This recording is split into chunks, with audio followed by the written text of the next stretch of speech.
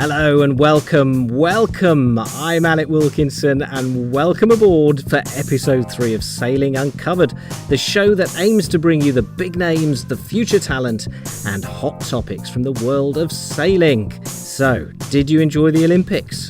I did think as the closing ceremony finished, isn't it a shame they only last 4 years? And then I thought, actually, that's probably why they're so special, isn't it? Apart from the fact that if they were every year, they'd probably slowly bankrupt every city there is in the world. But I guess they are so special because they come round so little. And by the way, on the subject of the Olympics, I hope you enjoyed our Olympic preview. Thanks for all the nice messages about that. We're a new podcast, remember, so if you enjoy it, please do let your mates know and share us on your Facebook and Twitter accounts. Spread the word. You love sailing, we love sailing, so it'd be great to get a real community, a sailing community together around this show. But not just sailing, sports fans in general. So do get in touch and also let people know if you're enjoying the show. And on that last show, by the way, you might remember the British sailing team told us they wanted to finish top of the medal table, something the Australians did at London 2012. So, did they do it? That's the question. Well, officially they did, thanks to 2 golds and a silver, so a total of 3 medals. But the Australians and Kiwis won 4 medals, but only 1 gold. So where do you stand on that? I guess it depends in which part of the world you're listening to this show in. So, what have we got for you on episode 3? Well, we're going to talk about a great Olympic sailor who we lost in 2013, and we're going to look ahead to the biggest sailing event in the world that's dedicated to his name. It's Bart's Bash.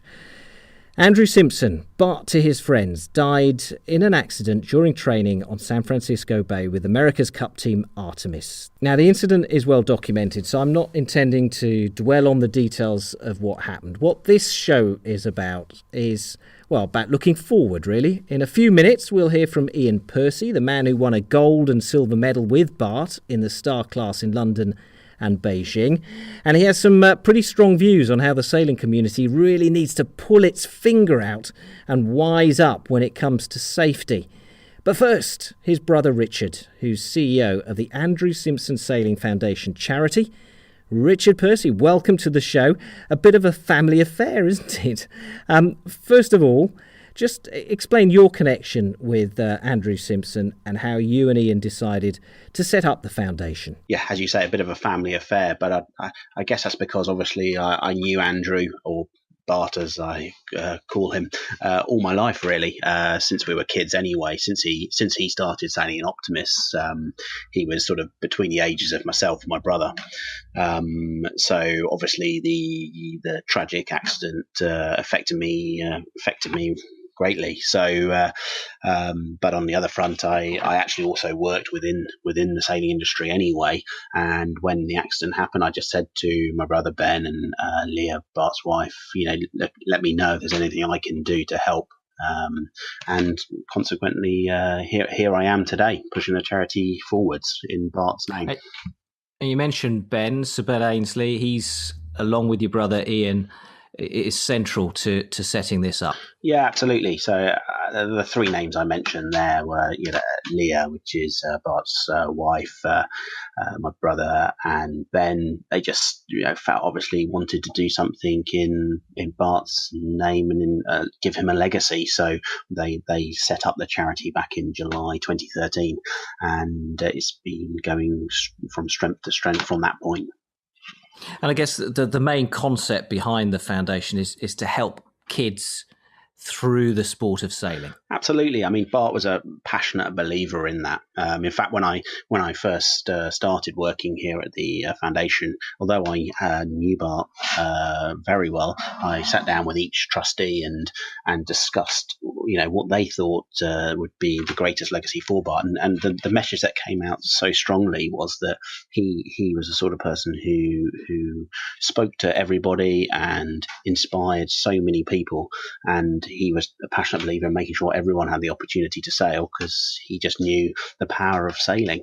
So on that basis, we look to use sailing to improve the lives of young people, and I suppose more importantly to maximise the benefits that the sport can bring to those people who wouldn't normally have the opportunity.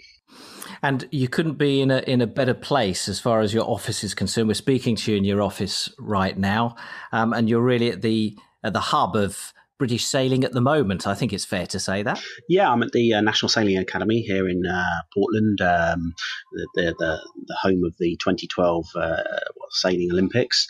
The base where Andrew trained with my brother in the build up, and actually it's the closest venue to Bart's hometown as well. So obviously, from a sort of emotional point of view, to have the foundation's home here is really poignant. How much have you raised and handed out so far? Well, I mean, an amazing start when they started the charity off, and over the last sort of 2.5 or coming up 3 years, we've raised about £1.6 million to date, or just over, and we're working on 35 inspiring grassroots projects in 9 countries around the world, and we've given out over £650,000. And obviously, we established a sailing centre here and everything that goes with it. So, pretty an amazing figures, really.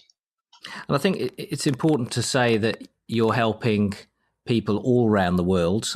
Initially, I think the original concept might have been just to help UK people, but ultimately, because of Bart and what he stood for, people internationally got behind Bart's Bash and started to raise money, and so you went international. Yeah, I mean, it was unbelievable, really. I mean, Bart's Bash was a concept that someone came up with, and we sort of think, no, that's a great idea. We expected a few clubs to come together. Well, that sort of morphed into over 800 clubs taking part in over 62 countries, and clearly, with Bart's Bash, funds have been raised across the world. So we set about thinking, how can we sort of, in light of the funding where it's coming from, impact on people from those areas as well. Hence, we give financial grants out on that basis to all those who apply, and that can be from anywhere in the world. For those who don't know, it's going to be the third Bart's Bash in a few weeks' time. What exactly is Bart's Bash? Well, look, it's the day, or in this case, this year weekend, that the world goes sailing, remembering Bart, but also more importantly, coming together as a club or as a venue, bringing families, getting everyone out on the water, having a bit of fun. Of course, we add the twist in there that you can get a result around the world, so you can compare yourself against the sailing greats like Sir Ben and of course my brother. Because basically, you feed everybody's time into a computer, and that works out all the details, and it spits out a global result list, doesn't it? Absolutely, yeah. So essentially, you measure your course, and then you put a time in. We also have developed a handicapping system called the Bart number, which means that you can sell any type of boat, windsurfer, or whatever it may be, and yeah, exactly as you said, it therefore then spits out a result. Now, obviously, there's a few variables in there for wind and so on, but it gives you a global result. I think Ben was 3,600 and something last year. So mind you, he did better than me. I think I was about 12,000. So. I think I came last at the club I was at, let alone globally. But it was all great fun. So, talking of fun, let's just have a little chart rundown now. I think with the top 5 most exotic clubs around the world. So you're ready. So let's give you a little bit of this. And at number 5. let's say Siberia. Always surprised that a club in Siberia signed up. So that impressed me quite a lot. At number 4. Let me give you some palm trees. Let's say the Turks and Caicos Number Islands. 3. Some more palm trees. Let's say Fiji. Number 2. Love the guys in New Zealand. We had a live Skype call with them last year as Bart's Bash was going on in New Zealand, but we were having a few drinks, remembering Bart at about midnight here in the UK. And at number 1, Abu Dhabi. So we had a couple of clubs in Abu Dhabi taking part, which is amazing. Cool. Well done to them for taking part, and it really is so impressive how the world comes together on this special weekend of Bart's Bash. Right, let's hear from your brother now, and we'll speak to you again in just a minute, Richard. I caught up with Iain Percy a few weeks ago. Now, Iain, as somebody who was close to Bart, explain to us why the foundation and its goals are so appropriate to his memory. Yeah, we're so proud to be able to help young people in Andrew's name, and when we tragically lost him, when we're thinking about his legacy, the first thing that springs to mind is helping people. That's what he was all about. He was one of the kindest guys I've ever met. He would speak to anyone exactly the same, and he would always be there if someone who's someone who needed. He was the man people turned to in the Olympic team. But then I discover sometimes it went way beyond that. We were often away training, and I'd hear him tapping away on the computer in an evening, and I'd say, "Oh, what are you doing?" And he said, "Oh, I'm just messaging Johnny. He's a new laser sailor from Grapham Water." I said, "Who's he? What are you talking about?" And he said, "Well, no, he's very talented, and he's asked me some questions, and I just really want to get back to him." And I'd be blown away and feeling very bad. I would never have such a selfless side to me that he had, and it's moments like that inspire a lot of us, and to carry that on, and so he can continue to give. And what happened on that day in San Francisco in 2013 is well documented, and it was obviously very traumatic for you. Have you managed to find some sort of acceptance of what happened? Accepting that you've lost someone is very, very, someone that special is very, very hard. It happened, and it happened for, various reasons that we never want to repeat again. That said, our sport is changing, and it will happen again, and that's something that I take very seriously, and I think as a sport we don't collectively take it seriously enough. The boats are getting faster and faster and faster, and those boats are getting faster in dinghies, in small cats, and the foiling element adds a speed that will eventually cause another serious crash. So all we can do is mitigate that, and crucially go into it knowingly. What I would hate to think is that any young sailor budding to get into the game we're playing now don't go in with their eyes wide open. It is a very dangerous sport now. There's much more dangerous things. I don't want to scare people away, but it is a very dangerous sport. And go into it knowingly, be prepared, make provision for that, and certainly most importantly teams, clubs, class associations make provision for that. They have a responsibility to understand how our sport is changing and be organised and ready. And with your Artemis racing team in the America's Cup, you've done everything. You're talking about mitigating the dangers. As far as equipment and training is concerned, you are doing everything to mitigate those dangers now. I think the America's Cup community is now, sadly, in a lot of ways, a hell of a lot better than it was, but equally that's reassuring. I think Artemis Racing lead that. I think people are very grateful that we've really taken a lead there, and we've shared that amongst all the Cup community. The provisions that are in place, the training, the tests on the boat, there's been so much that's changed thanks to our great friend and the tragic accident that we had.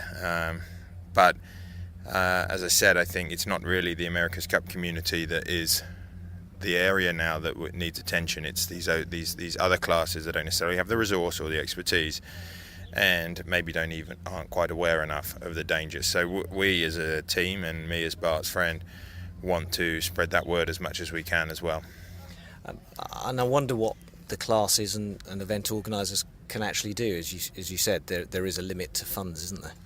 limit to funds, but there's also a lot of things that don't cost money, and through education can make a big difference. For example, just knowing how a foiling catamaran like a Flying Phantom or a GC32 reacts. We started to see it in the last 10 years anyway, with boats like 49ers. When they get a gust, their options are limited.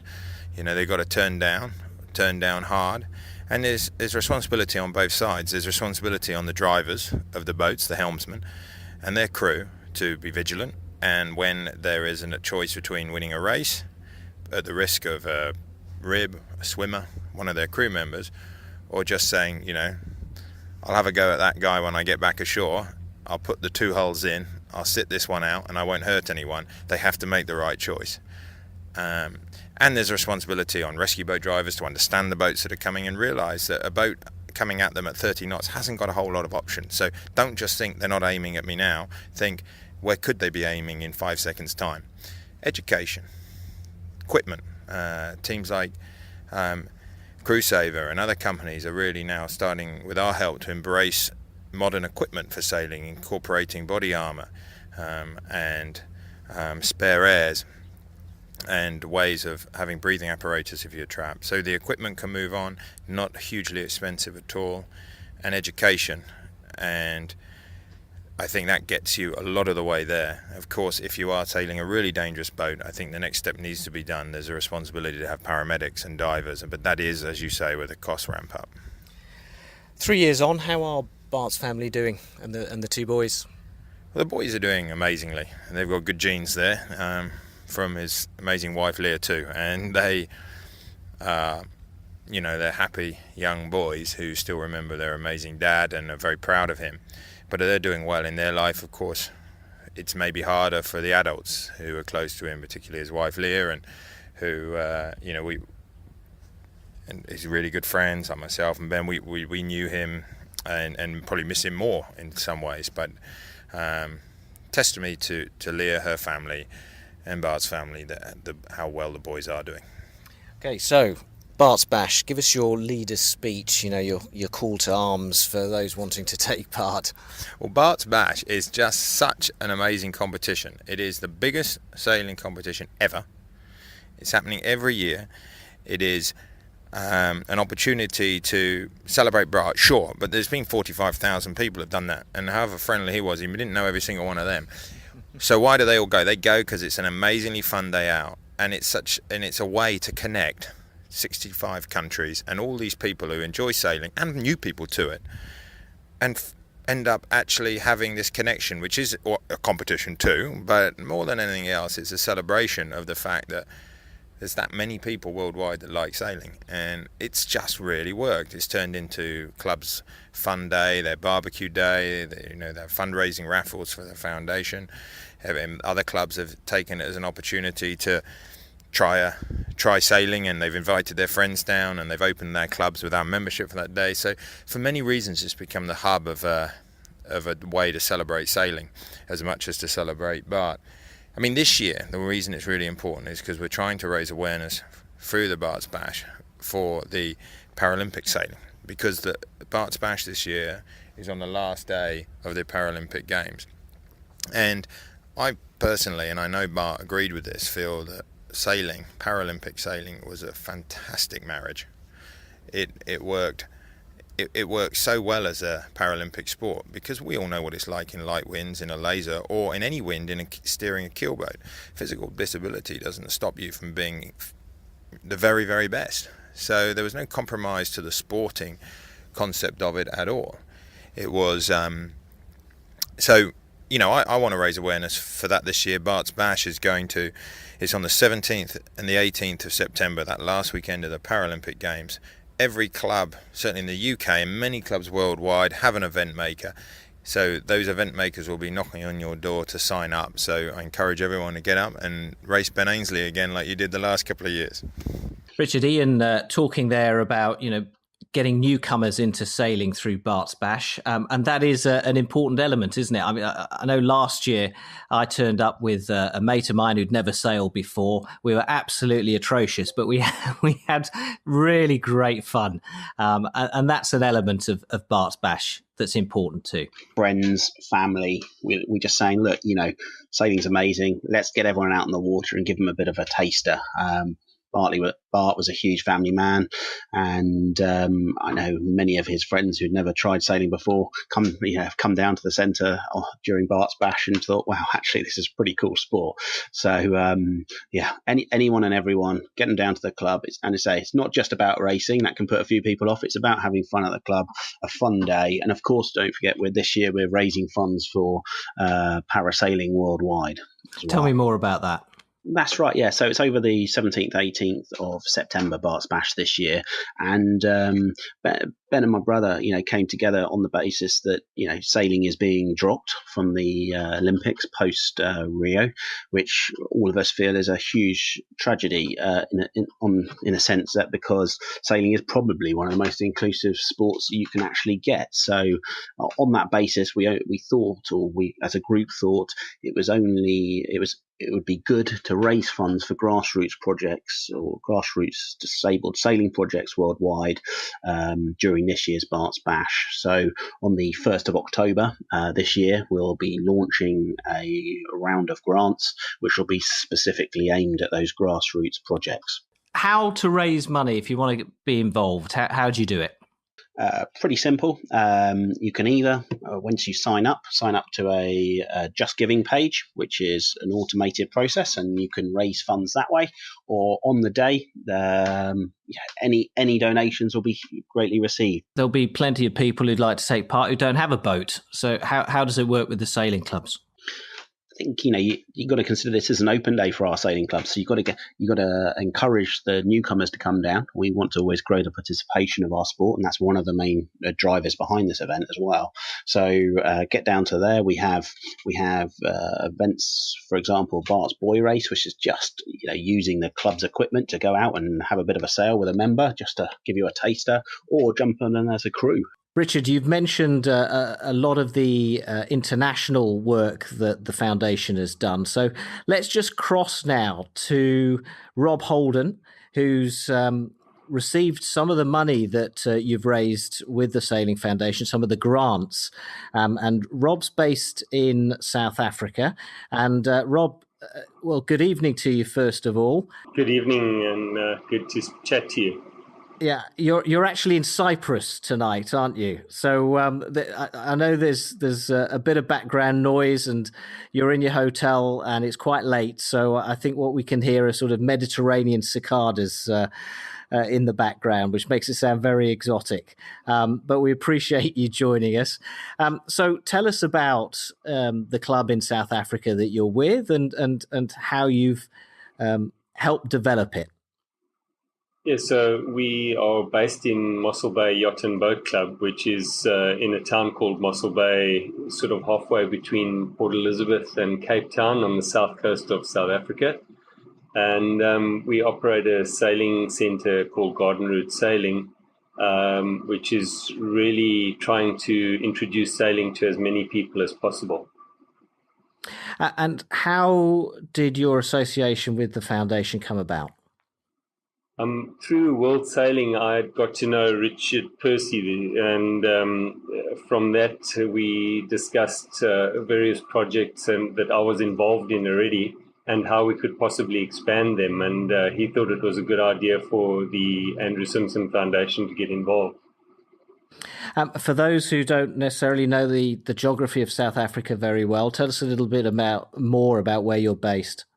So Mossel Bay is on the south coast, and we operate directly into the Indian Ocean. We're in a nice bay that is reasonably well protected, but we can get anything from 2 meters to 9 meter waves coming through, so can be very interesting. And our temperatures, according to the Guinness Book of Records, is supposed to be the second mildest in the world, next to Hawaii or something, but I think that may be a bit of a tall story. Well, stick to it anyway. It sounds fantastic. Now, I know I visited Algoa Bay Yacht Club in Port Elizabeth last year for the 505 World Championships, and they were telling me about work that they do with some of the township youngsters, and it really does help to transform them, and they've worked very hard to do that. So, just can you describe what a difference it makes, and how you get them interested first of all as well? Okay, so our township youngsters are generally from very poor homes where the parents are, in most cases, not working. A lot of the kids are from broken homes or orphans who are living with grandparents or various different members of family. And they don't have dreams. They have a very small world. They sort of live in 3 blocks of their houses. So they go to school and they go to the shop and they go home, sort of thing. So we felt that we could make a difference in their lives through sailing, and we approached some of the schools in those areas and proposed a project to them to bring the kids down to the yacht club one day a week and introduce them to sailing. So that's where it all began. Why do you think sailing can be so helpful to these youngsters as opposed to, I don't know, any other sports? I think sport in general is very helpful to youngsters, but sailing is not so reliant on high performance. You don't have to perform to really enjoy the sport. And a lot of these kids are just using it as an environment to get out of their world and get on the water and experience the freedom that sailing offers. And we live at the coast. We've got beautiful waters. So it's a shame that they don't get involved in something related to the sea. But sailing as a sport, I think, has a lot to offer in developing children through their independence when they're out on the water, through decision making, and it's a sport where you don't need ball skills, which are skills that very often, if you haven't been trained to play with a ball early on in your life, you can't do a ball skill. So I think it has a lot to offer to that area where kids have just not had any opportunities. I guess it's also an opportunity to connect them with nature. You're talking about the beauty of your environment there in South Africa, and so it's important to get into contact with it.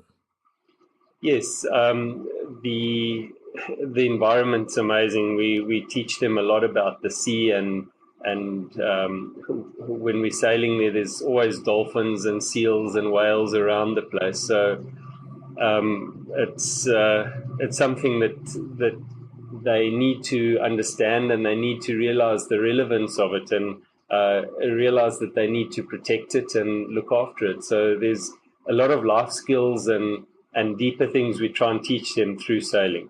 Have you been lucky enough to experience one of those sort of eureka moments where, you've looked at their face or they've said something and it's made you go, wow, that's made a difference? There's a lot of eureka moments when you introduce children like that to something that they would never have thought possible for them to experience. It brings tears to my eyes regularly, but one that sort of stands out is this kid who told my wife, who runs the center with me.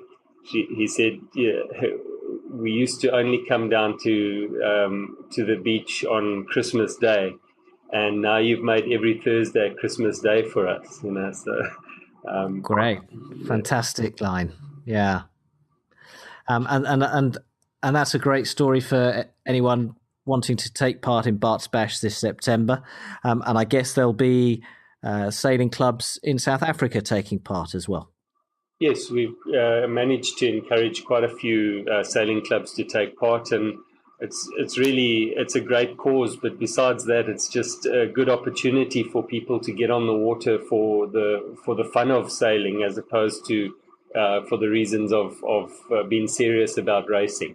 And I'm going to put you on the spot, which is slightly unfair. Can you name any of those clubs off the top of your head? I can name a couple. There's the Transvaal Yacht Club. There's the Transvaal Catamaran Club, obviously my club, Mossel Bay. Then there's George Lakes and Knysna. So we've got a good few and I'm hoping more of them get involved this year in South Africa. Okay, well, Rob, thanks very much. It's great work you do down there. So have a great and successful Bart's Bash. You're actually with World Sailing, you mentioned. What's your role? I'm a nominated expert and a regional development coordinator for Africa. So I'm trying to develop sailing in Africa, and then I run technical courses around the world. All right, Rob. Well, thanks very much for joining us. Keep up the good work. My pleasure. Thank you so much. Okay, well, it is all about raising money, Bart's Bash. So let's have another little bit of fun and count down the top 5 biggest money-raising clubs so far over the last 2 years. So you're ready? You're standing by. Let's have a little bit of music. And at number 5, we have the Nyack Yacht Club up the Hudson River, who raised £5,000. At number 4, we have Bewley River Sailing Club that's raised £6,500. 3, Stokes Bay Sailing Club that raised £8,000. Number 2, Queen Mary Sailing Club up in London, raising £12,458. Yes, in Staines, within the shadow of Heathrow's air traffic control tower. that doesn't make our most exotic clubs top 5. And at number 1, and the Andrew Simpson Sailing Centre here in Portland that's raised £36,000. So well done, everyone. A round of applause for everyone taking part, and all the other clubs as well that maybe aren't in the top 5, but it all adds up to make a huge pot in the end, and that's really good news. So just before you go, Richard, just give us the details of this year's Bart's Bash again. So go online to bartsbash.com and register yourself as a sailor. It's really simple to do. If your sailing club or venue isn't registered, you can also register that one. Really simple process.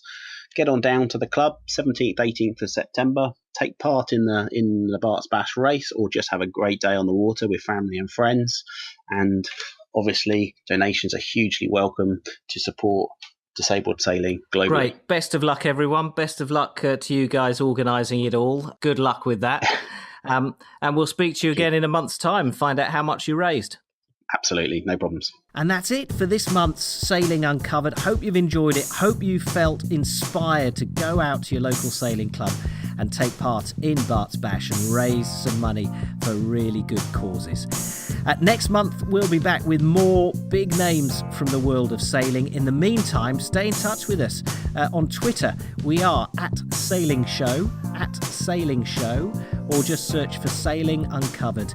And we will follow back, which means you can DM us as well. And we'd love to hear, really would love to hear your suggestions for future episodes of the podcast. Who would you like to hear an interview with? Who has inspired you?